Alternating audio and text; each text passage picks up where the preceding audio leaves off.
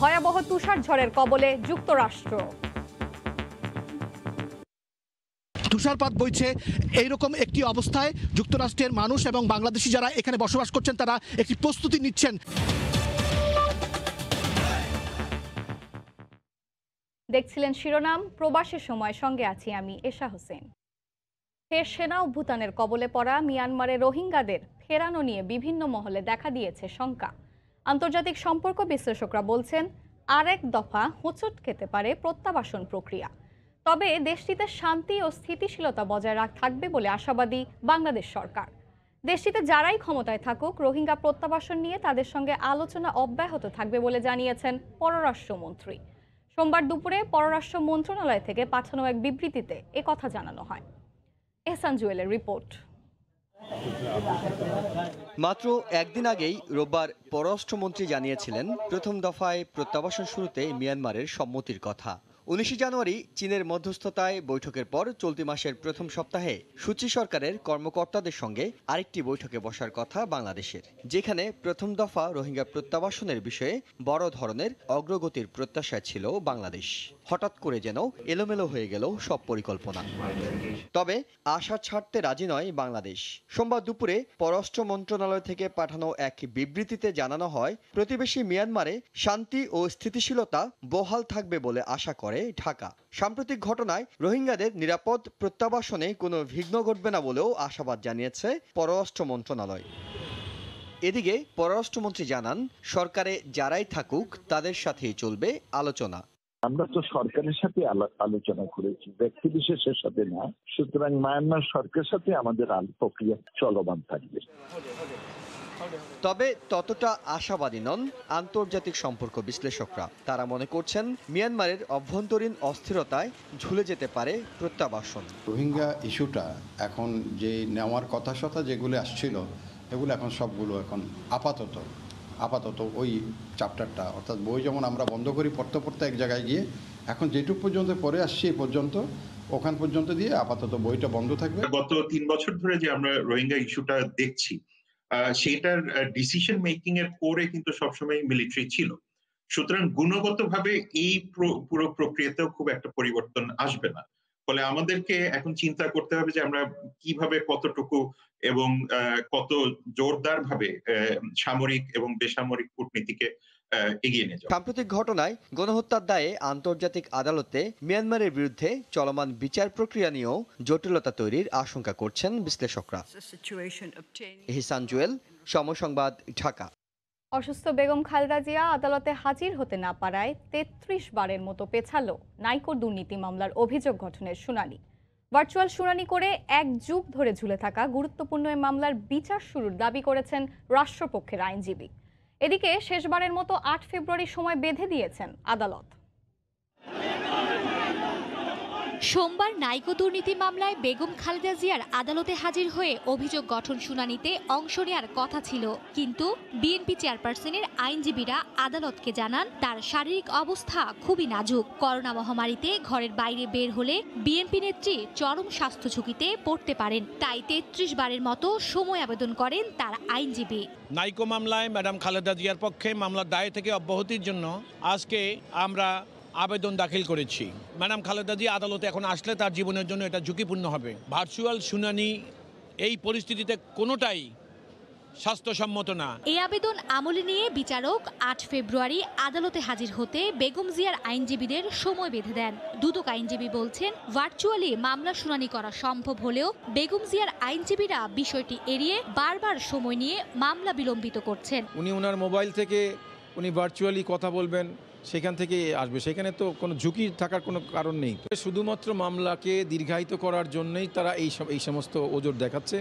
এটি আসলে মামলাকে দীর্ঘায়িত সেই শুরু থেকেই করে আসছে তারা। কানাডিয়ান প্রতিষ্ঠান নাইকোর সঙ্গে অস্বচ্ছ চুক্তির মাধ্যমে রাষ্ট্রের প্রায় 13,778 কোটি টাকা আর্থিক ক্ষতি ও দুর্নীতির অভিযোগে 2007 সালে তেজগাঁও থানায় বেগম খালেদা জিয়া সহ 5 জনের বিরুদ্ধে মামলা দায়ের হয়। 2018 সালে মোট 11 আসামির বিরুদ্ধে আদালতে চার্জশিট দেয় দুর্নীতি দমন কমিশন। মার্জিয়া মুমু, সময় সংবাদ, ঢাকা। আরও 1 বছর বাড়ল পদ্মা সেতু প্রকল্পের কাজ। বর্তমান অগ্রগতি বিবেচনায় 2022 সালের জুন মাসে সেতুতে যান চলাচলের জন্য উপযুক্ত করা হবে বলে জানিয়েছেন প্রকল্প পরিচালক। চলতি বছরের জুন মাসের মধ্যে সবগুলো স্ল্যাব বসানোর কাজ শেষ করা গেলেও বর্ষার কারণে তাতে বিটুমিন বসানো যাচ্ছে না বলে বাড়াতে হচ্ছে প্রকল্পের মেয়াদ। এহসান জুয়েলের রিপোর্ট। ছবি তুলেছেন সাইফুল ইসলাম। গত বছরের 10 ডিসেম্বর সেতুতে সবগুলো স্প্যান বসানোর পর এখন চলছে স্ল্যাব বসানোর কাজ। সুখবর হলো স্প্যানে বসানোর জন্য প্রয়োজনীয় স্ল্যাব নির্মাণের কাজ শতভাগ শেষ করা হয়েছে। সবশেষ পরিকল্পনায় চলতি বছরের জুন মাসের মধ্যে সেতু চালুর কথা থাকলেও নানা জটিলতায় আরও 1 বছর বাড়ানো হয়েছে মেয়াদ। জুন মাসের মধ্যে শতভাগ স্ল্যাব বসানোর পাশাপাশি এগিয়ে নেওয়া হবে মূল সেতু ও ভায়াডাক্টের দুই পাশে প্রায় 30 কিলোমিটার এলাকায় রেলিং বসানোর কাজ। তবে এর মধ্যে বর্ষা শুরু হয়ে গেলে আগামী জুলাই, আগস্ট ও সেপ্টেম্বর মাসে রোড স্ল্যাবের উপর বিটুমিন বসানো যাবে না। সামনে আর কোনো সমস্যা আমরা আশা করছি না। কাজেই আমরা যে কাঙ্ক্ষিত আমাদের সময় যে জুন 2022-এর পূর্বেই আমরা জনসাধারণকে এটা মুক্ত করে দিতে পারবো বলে আমরা আশা করি। প্রকল্প সূত্র জানিয়েছে এখন পর্যন্ত মূল সেতুর কাজে অগ্রগতি হয়েছে 92 ভাগ, নদী শাসনের কাজ 79 ভাগ, আর পুরো প্রকল্পের কাজ শেষ হয়েছে 83.5 ভাগ। গত 6 বছরের কাজের অভিজ্ঞতা থেকে সেতু কর্তৃপক্ষ এখন জানেন কোন কাজটায় কত সময় প্রয়োজন হবে, কোন কাজটার পর কোন কাজটা ধরতে হবে। সামনের বর্ষার প্রাকৃতিক জটিলতার পাশাপাশি বাকি থাকা কাজগুলো হিসেব করে তারা মনে করছেন সব মিলে 2022 সালের জুন মাস নাগাদ সেতুতে যানবাহন চলাচল সম্ভব হবে। এহসান জুয়েল, সময় সংবাদ, মাওয়া, মুন্সিগঞ্জ। প্রবাসের সময় আরও থাকছে। শতভাগ ফিট না হলেও প্রথম টেস্টে সাকিবকে খেলানোর ইঙ্গিত কোচ রাসেল ডমিঙ্গোর। ওপেনিংয়ে তামিম ইকবালের সঙ্গী নির্ধারণে এখনও দ্বিধায় টাইগার কোচ। রাজধানীর জন্য 4 লাখ ডোজ করোনার টিকা বরাদ্দ রয়েছে বলে জানিয়েছে স্বাস্থ্য অধিদপ্তর। 10 ফেব্রুয়ারি পর্যন্ত স্বাস্থ্যকর্মীদের কর্মস্থল ত্যাগ না করার নির্দেশনা দেওয়া হয়েছে।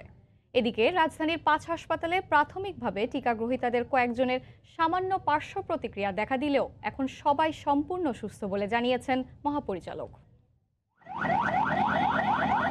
পরীক্ষামূলকভাবে প্রয়োগের পর এবার গণহারে টিকা দেওয়ার পালা। আগামী রোববার সারা দেশে শুরু হচ্ছে সে মহাযজ্ঞ। এরই মধ্যে জেলায় জেলায় পৌঁছে গেছে কোভিড টিকা। টিকা বিতরণের প্রস্তুতি নিয়ে সোমবার সকালে জেলা সিভিল সার্জন, উপজেলা স্বাস্থ্য কর্মকর্তা ও মেডিকেল কলেজের পরিচালকদের সঙ্গে অনলাইন সভা করে স্বাস্থ্য অধিদপ্তর। বৈঠক শেষে মহাপরিচালক জানান, টিকা বিতরণের জন্য 10 ফেব্রুয়ারি পর্যন্ত স্বাস্থ্যকর্মীদের কর্মস্থল না ছাড়ার নির্দেশনা দেওয়া হয়েছে। আর ছুটির দিনে বন্ধ থাকবে টিকা প্রয়োগ কার্যক্রম। ইমার্জেন্সি বাদে টিকা দেওয়ার কার্যক্রম না হওয়া পর্যন্ত সমস্ত কর্মকর্তা কর্মচারীরা কোনো ধরনের ছুটিতে যাবেন না এবং কোনো রকমের স্টেশন লিভ করবেন না। এখনো অ্যাপে নিবন্ধন শুরু না হলেও সোমবার সকালের মধ্যে অনলাইনে 20,000-এর বেশি আবেদন জমা পড়েছে। যারা রেজিস্ট্রেশন করতে পারছে না বা স্মার্টফোনে যেতে পারছে না, তাহলে পরে তাদের পক্ষ থেকে আমাদের লোকজন একেবারে ইউনিয়ন পর্যায় পর্যন্ত তারা এই রেজিস্ট্রেশনটা করার জন্য সহায়তা করবেন। স্বাস্থ্য অধিদপ্তর বলছে, ঢাকার জন্য বরাদ্দ রাখা হয়েছে 4 লাখ ডোজ। ঢাকায় যেহেতু জনসংখ্যা বেশি, ঢাকায় টিকার অনেকখানি ঢাকাতেও রাখা হচ্ছে। এদিকে গত বুধ ও বৃহস্পতিবার প্রাথমিকভাবে যে 567 জনকে টিকা দেওয়া হয়েছিল তাদের 2-1% মধ্যে সামান্য পার্শ্ব প্রতিক্রিয়ার তথ্য পেয়েছে স্বাস্থ্য অধিদপ্তর। জ্বর হয়েছিল, কারো মাথা ঘুরেছে, কারো 1-2 বার বমি হয়েছে, কিন্তু সবাই এখন সুস্থ আছে। এদিকে হাঙ্গেরি কিংবা অন্য কোনো দেশকে টিকা সরবরাহের তথ্য স্বাস্থ্য অধিদপ্তরের কাছে নেই বলে জানান প্রতিষ্ঠানটির মহাপরিচালক। ফারুক ভিয়া, রবিন, সময় সংবাদ, ঢাকা। দেশের সব নাগরিকের স্বাস্থ্য সংক্রান্ত তথ্য নিয়ে কেন্দ্রীয় ডাটা ব্যাংক তৈরির কাজ শুরু হয়েছে জানিয়ে সংসদে স্বাস্থ্যমন্ত্রী বলেছেন, দুর্নীতি করলে কাউকেই ছাড় দেওয়া হয়নি। সোমবার একাদশ জাতীয় সংসদের শীতকালীন অধিবেশনে তিনি আরও বলেন, পরিকল্পনার মতো দেশের মানুষের কাছে টিকা পৌঁছে দেওয়ার কাজ চলছে। অধিবেশনে শেখ হাসিনা মেডিকেল বিশ্ববিদ্যালয় খুলনা বিল 2021 পাশ করা হয়। সমস্ত বাংলাদেশের প্রত্যেকটি ব্যক্তির যেন হেলথ ডাটা আমরা করতে পারি, রাখতে পারি, সেই ব্যবস্থাও আমরা হাতে নিয়েছি এবং তার কার্যক্রম শুরু হয়ে গেছে। আমাদের আশেপাশের খুব কম দেশে ভ্যাকসিন পেয়েছে, আনতে পেরেছে। আমরা ভ্যাকসিন নিয়ে আসছি এবং রোল আউট করেছি। 7 তারিখে আর উদ্বোধন হবে এবং অলরেডি সারা দেশব্যাপী কার্যক্রম শুরু হবে। স্বাস্থ্য মন্ত্রণালয়ের যে দুর্নীতি, যেখানেই দুর্নীতি হয়েছে সেখানেই আমরা তার ব্যবস্থা নিয়েছি। এখন যারা করেছে তাদেরকে আমরা জেলে পর্যন্ত নিয়ে গেছি। তীব্র তুষারপাতে বিপর্যস্ত রাজধানী ওয়াশিংটন এবং নিউ ইয়র্ক সহ যুক্তরাষ্ট্রের বিভিন্ন শহর। বৈরী আবহাওয়ার কারণে বন্ধ করে দেওয়া হয়েছে শিক্ষা প্রতিষ্ঠান। তুষারপাতের পাশাপাশি তুষারঝড়ে চরম ভোগান্তিতে পড়েছেন সাধারণ মানুষ। আগামী 2 দিন এই তুষারপাত অব্যাহত থাকতে বলে পূর্বাভাস দিয়েছে দেশটির আবহাওয়া বিভাগ। নিউ ইয়র্ক থেকে আরও জানাচ্ছেন হাসানুজ্জামান সাকি। যুক্তরাষ্ট্রে এবং নিউ ইয়র্কে যে 10টি বড় ধরনের তুষার ঝড় হয়েছে, সেই বড় ধরনের তুষার ঝড়ের মধ্যে এটি একটি তুষার ঝড় এবং 2016 সালের পরে সবচেয়ে বড় ধরনের তুষার ঝড় কিন্তু হামলে পড়েছে এই পূর্ব উপকূলীয় অঞ্চলে। এই মুহূর্তে এখানকার যে ফেরি সার্ভিস আছে এবং ট্রেন সার্ভিস আছে সেগুলো বন্ধ করে দেওয়া হয়েছে। মাটির উপর দিয়ে যেসব ট্রেন চলাচল করে সেই সব ট্রেন বন্ধ করে দেওয়া হচ্ছে দুপুর 2টা থেকে, অর্থাৎ আর কিছুক্ষণ পর, আর 1-1.5 ঘন্টা পরই বন্ধ হয়ে যাচ্ছে। মাটির নিচে যেসব ট্রেন চলাচল করে সেগুলো চলাচল করবে, তাও সেগুলো অনেকগুলো কিন্তু সাময়িকভাবে বন্ধ করে দেওয়া হয়েছে। ফেরি সার্ভিস বন্ধ করে দেওয়া হয়েছে। ইতিমধ্যে 95% বিমান চলাচল বন্ধ হয়ে গিয়েছে যুক্তরাষ্ট্রের এই অঞ্চলে। আর যে অবস্থা দাঁড়িয়েছে তাতে করে পূর্বাভাস দেওয়া হয়েছিল 14 থেকে 18 ইঞ্চি পর্যন্ত তুষারপাত হবে। এখন কোথাও কোথাও কিন্তু এর চেয়েও বেশি পড়েছে, কোথাও কোথাও 6 ইঞ্চি, 8 ইঞ্চি এবং 12 ইঞ্চি তুষারপাত হয়েছে। যুক্তরাষ্ট্রের এই তুষার ঝড়ের সঙ্গে কিন্তু মানুষ অভ্যস্ত, কিন্তু তারপরেও এই ধরনের তুষারপাত যখন খুব নাজেহাল একটি অবস্থা তৈরি হয় এবং প্রচুর বাংলাদেশি আছেন, তারাও কিন্তু একটি বিপর্যস্ত অবস্থায় জীবনযাপন কাটাচ্ছেন। এবং আজকে প্রচণ্ড ঠান্ডা, কিন্তু এই তুষার ঝড় চলবে আগামীকাল যুক্তরাষ্ট্রের সময় মঙ্গলবার ভোর 6টা পর্যন্ত চলবে। টানা এই তুষারপাতের ফলে আগামী কয়েকদিন কিন্তু আরও অবস্থা বেগতিক হয়ে যাবে। এইরকম একটি অবস্থায় যুক্তরাষ্ট্রের মানুষ এবং বাংলাদেশি যারা এখানে বসবাস করছেন তারা একটি প্রস্তুতি নিচ্ছেন যে কিভাবে আগামী দিনগুলোতে এই তুষার ঝড় তারা মোকাবেলা করতে পারবেন। তীব্র তুষার ঝড়ে এখন বিপর্যস্ত যুক্তরাষ্ট্রের মানুষ। বলা যায় যুক্তরাষ্ট্রের পূর্ব উপকূলীয় মানুষ এখন তুষারপাতের সঙ্গে লড়াই করছে। বন্ধ হয়ে গেছে বিমান চলাচল, বন্ধ হয়ে গেছে স্কুল, শিক্ষা প্রতিষ্ঠান। সবাই এখন আগামী কয়েকদিন এই তুষার ঝড় কিভাবে মোকাবেলা করবে তারই প্রস্তুতি নিচ্ছেন। হাসানুজ্জামান সাকি, সময় সংবাদ, নিউ ইয়র্ক। দীর্ঘদিন ধরেই চলছে আয়ারল্যান্ডে লকডাউন। আর এই লকডাউনে দীর্ঘ সময় ঘরে থেকে মানসিক স্বাস্থ্যের সবচেয়ে অবনতি হচ্ছে শিশুদের। স্কুল শিক্ষকদের থেকে যে মানসিক স্বাস্থ্য উন্নতিতে সহযোগিতা পেত, স্কুলগুলো বন্ধ থাকায় তা থেকে বঞ্চিত হচ্ছে শিশুরা। বিস্তারিত সৈয়দ জুয়েলের রিপোর্টে। শারীরিক, মানসিক, সামাজিক এই তিনের সমন্বয়ে গড়া মানসিক স্বাস্থ্য। আর এই স্বাস্থ্য উন্নয়নে আয়ারল্যান্ড সরকার সবসময় থাকে এগিয়ে। স্কুলগুলোতেও শিক্ষকদের দ্বারা নিয়মিত শিশুদের শিক্ষা দেওয়া হয় কিভাবে ভালো রাখতে হবে মানসিক স্বাস্থ্যকে। স্কুলগুলো খোলা থাকা অবস্থায় মানসিক স্বাস্থ্য উন্নতিতে সব ধরনের কাউন্সেলিং এর মাধ্যমে অনেক সমস্যার সমাধান হতো, কিন্তু দীর্ঘদিন স্কুলগুলো বন্ধ থাকায় তা থেকে বঞ্চিত হচ্ছে ছাত্রছাত্রীরা। মানসিক স্বাস্থ্য উন্নয়নে বর্তমান করোনা পরিস্থিতিতে সরকারকে আরো বেশি জোরালো পদক্ষেপ নেওয়ার দাবি এই শিক্ষিকার। কেবল অনলাইনে ক্লাস শিশুদের জন্য পর্যাপ্ত নয়, অনলাইন ক্লাসে অনেক কিছু থেকেই বঞ্চিত হচ্ছে তারা। বিশেষ করে মানসিক শিক্ষা নিয়ে যে সরাসরি নির্দেশনা থাকতো শিক্ষকদের পক্ষ থেকে তা এখানে অনুপস্থিত। এই বিষয়ে সরকারকে দ্রুত পদক্ষেপ নিতে হবে। স্বাভাবিক জীবনে না ফেরা পর্যন্ত মানসিক স্বাস্থ্য নিয়ে উদ্বিগ্ন অভিভাবকরাও। ছেলেমেয়েরা স্কুলে থাকলে শারীরিক এবং মানসিকভাবে ওরা অনেকটা ভালো থাকে, আবার ওদেরকে নিয়ে আমরা বাহিরে কোথাও যেতে পারছি না, এতে করে মানসিকভাবে ওরা আসলেই ভালো নেই। লকডাউনে শিশুদের মানসিক স্বাস্থ্য নিয়ে অনেক সমস্যা দেখা দিচ্ছে। আশা করছি সবাই ভ্যাকসিন নেয়ার পরে এই অবস্থার উন্নতি হবে। লকডাউনের সময়টাতে শিশুদের মানসিক বিকাশে পরিবারকে বাড়তি যত্ন নেওয়ার পরামর্শ সংশ্লিষ্টদের। সৈয়দ জুয়েল, সময় সংবাদ, আয়ারল্যান্ড। নৈশকালীন জীবনযাপনে গোটা ইউরোপে মাদ্রিদের ভিন্ন রকম খ্যাতি থাকলেও দীর্ঘ সময় ধরে শূন্যতা বিরাজ করছে শহরটিতে। সেখানে থাকা প্রবাসী বাংলাদেশিরা বলছেন এমন অস্বাভাবিক মাদ্রিদের সঙ্গে একেবারেই পরিচিত নন তারা। শহরের দর্শনীয় স্থানগুলো এখন অনেকটাই মানবশূন্য। রাতের মাদ্রিদ নিয়ে তারিকুল হাসান আশিরের রিপোর্ট। স্পেনের রাজধানী ছাড়াও ইউরোপীয় ইউনিয়নের দ্বিতীয় বৃহত্তম শহর হিসেবে পরিচিত মাদ্রিদ প্রায় ৬০৫ বর্গ কিলোমিটার আয়তনের শহরটির পরতে পরতে রয়েছে ইতিহাস ঐতিহ্যের ছোঁয়া। দিনের আলোর বাইরেও রাতের মাদ্রিদের কদর বেশি বিশ্বের বিভিন্ন প্রান্তের দর্শনার্থীদের কাছে। তবে করোনায় বিশ্বের অন্যান্য শহরের মতো রাতের মাদ্রিদও হারিয়েছে তার আপন রং। রাত ৯টা থেকে কারফিউ বলবৎ থাকায় সন্ধ্যা নামতেই ঘরে ফেরার তারা সবার। শেষ রাত অবধি উল্লাসে মেতে থাকা নগরের বর্তমান চিত্র এখন তাই অনেকটাই ভিন্ন। এই সব জায়গায় আমরা যারা থাকি আমরা রাতে ৩টা পর্যন্ত ঘুমাতে পারি না, এত বেশি শব্দ, এত বেশি মানুষের সমাগম, আর আজ সব কিছু ফাঁকা। আমরা হয়তো রাতের ঘুমটা দিতে পারি শান্তি মতো, কিন্তু মনের শান্তিটা নাই। আগের রাত্রের চিত্র এখানে ধরেন আমরা মানুষের জন্য হাঁটতে পারতাম না, আর এখন তো আপনি নিজেই দেখতেছেন পুরো রাস্তায় খালি। ৯টার সময় পুলিশ আসে, বলে দোকান বন্ধ করো, এরপরে ৯টার পরে আমরা ৯:৩০ ১০টার ভিতর আমরা বাসায় চলে যাই। গেল ২৩ নভেম্বর থেকে ইউরোপ বা ইউরোপের বাইরের অধিকাংশ দেশের নাগরিকদের স্পেন ভ্রমণে করোনা নেগেটিভ সনদ বাধ্যতামূলক করার পাশাপাশি চলমান বিধিনিষেধে দেশটি ভ্রমণে আগ্রহ হারিয়েছেন পর্যটকরাও। প্রাণ প্রাচুর্যে ভরা উৎসবের রাতের মাদ্রিদে এখন শুধুই স্তব্ধতা। কান পাতলেই শোনা যায় অ্যাম্বুলেন্সের মুহুর্মুহু আওয়াজ। শুধু বাংলাদেশীয় নয়, স্থানীয় স্প্যানিশদেরও প্রত্যাশা এবং অপেক্ষা সুদিনের। মাদ্রিদ থেকে তারিকুল হাসান আশিক, সময় সংবাদ, স্পেন। করোনা মহামারীর শুরুতে সুইডেনে কর্মহীন হওয়ার সাথে সাথে ভিসা জটিলতায় ছিলেন অনেক বাংলাদেশি, যাদের সহযোগিতায় এগিয়ে আসেন বাংলাদেশি ব্যবসায়ীরা। এসব প্রতিষ্ঠানে কর্মসংস্থানের পাশাপাশি অনেকেই পেয়েছেন সুইডেনে বসবাসের অনুমতিও। সুইডেন থেকে শফিউল আলমের রিপোর্ট। সুইডেনে প্রাণঘাতী কোভিড-19 সবচেয়ে বেশি ক্ষতিগ্রস্ত হয়েছিলেন অস্থায়ী কাজের অনুমতি নিয়ে বসবাস করা প্রবাসী বাংলাদেশিরা।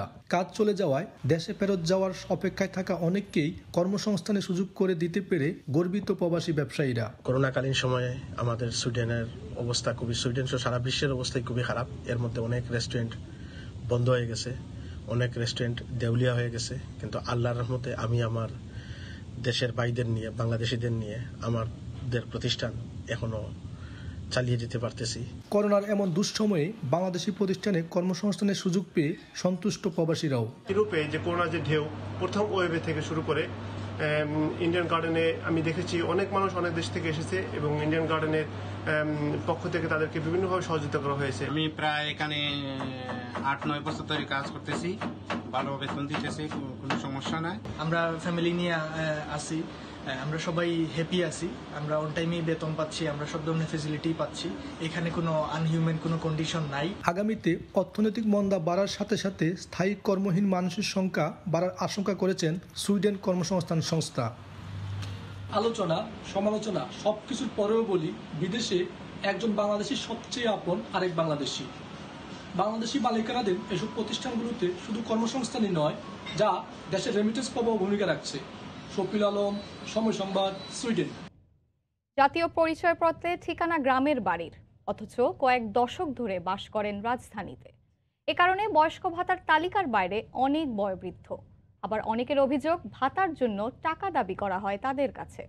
সমাজসেবা অধিদপ্তর বলছে, রাজধানীতে 40% মানুষকে ভাতা দেওয়ার জন্য খুঁজে পাওয়া যাচ্ছে না। শফিকুল আলমের ক্যামেরায় এমআর আমিনের রিপোর্ট। জীবনের ক্রান্তি লগ্নে জব্বর আলী, বয়স 90-এর কোটায়। প্রায় 40 বছর ধরে রাজধানীতে দিনমজুরের কাজ করছেন তিনি। আইডি কার্ডের ঠিকানা নেত্রকোনা হওয়ায় ঢাকায় থেকেও ভাতা পান না। অন্যদিকে নিজ ঠিকানায় ভাতা চাইতে গেলে টাকা দাবি করা হয়। দেশে গেলে টাকা আমি দিতে পারি না, কার্ডও আমি পাই না। আবার অনেকে আছেন যাদের ন্যাশনাল আইডি কার্ড ঢাকার ঠিকানায় করা।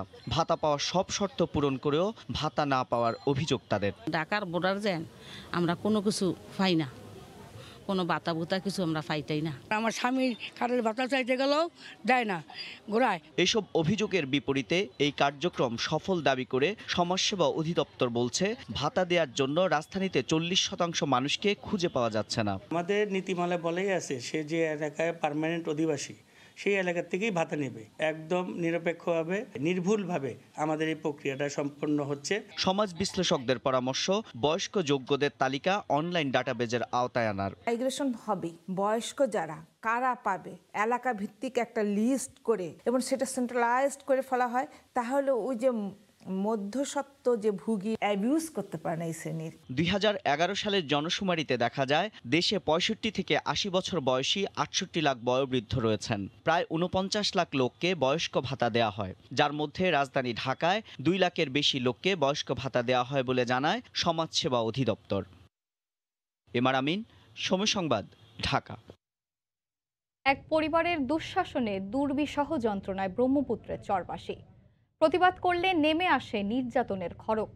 শত পরিবারকে জিম্মি করে বাবা ছেলে মিলে অক্ষর জ্ঞানহীন মানুষগুলোর নামে 2 ব্যাংক থেকে তুলে নেয় অর্ধ কোটি টাকারও বেশি। ব্যাংকের হয়রানি আর পুলিশের ভয়ে বালুচরে বুক চাপড়াচ্ছে অসহায় মানুষগুলো। গাইবান্ধা থেকে হেদায়েতুল ইসলাম বাবুর রিপোর্ট।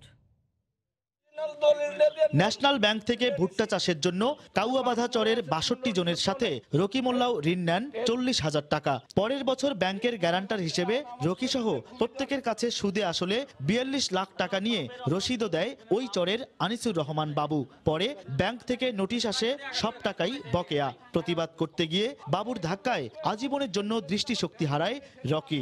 সরকারের কাছে বিক্রি দিয়ে দিচ্ছেন, আমার দলিল নিছেন, আমাকে দলিল দেন, এই আসিয়া মনে করেন ঘাট ধরে ধাক্কা মারলো। নোটিশে দেখে যে 65,000 টাকা করে তুলে নিয়েছি। যদি না তুলে দেয় তাহলে মনে করেন যে এই জমিটা আমরা বাড়ি করছি ওনার জমি, তাহলে বাড়ি ঘর ভেঙে দেয়।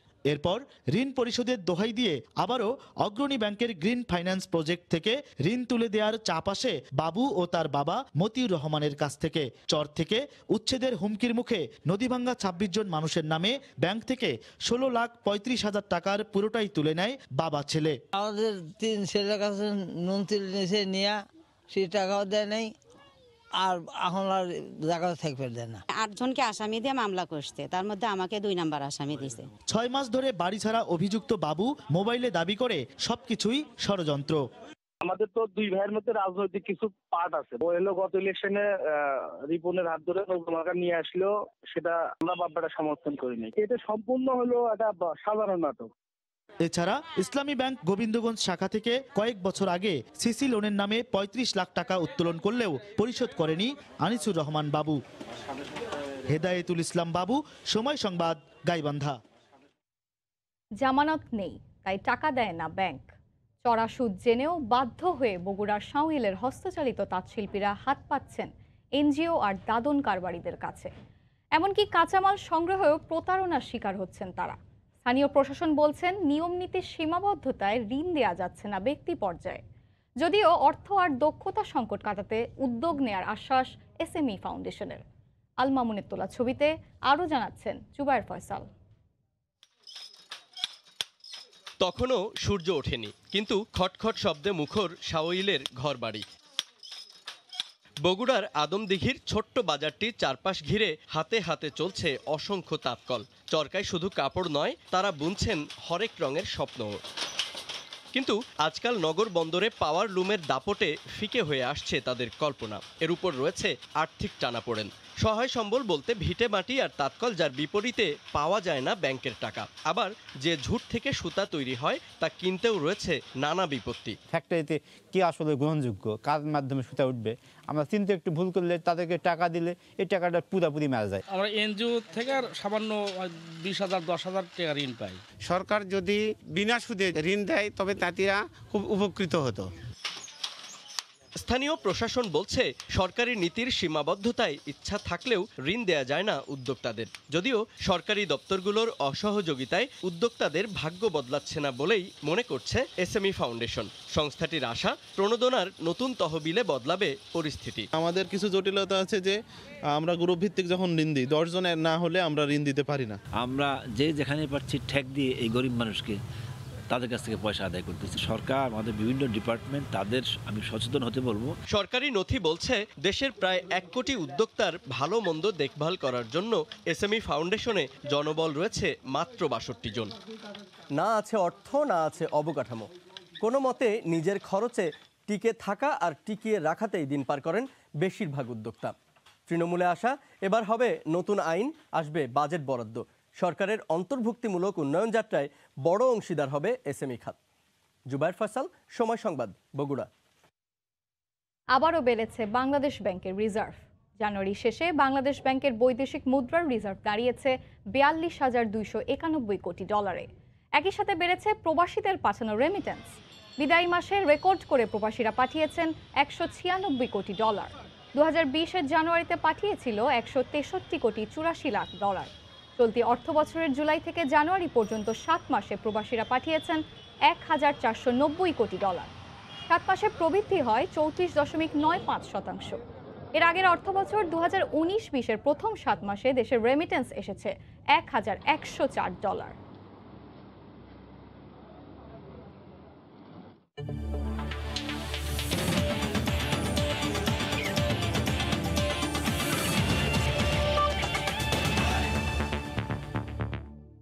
নেটে বোলিংয়ের সময় খুব একটা অস্বস্তিতে ছিলেন না সাকিব আল হাসান।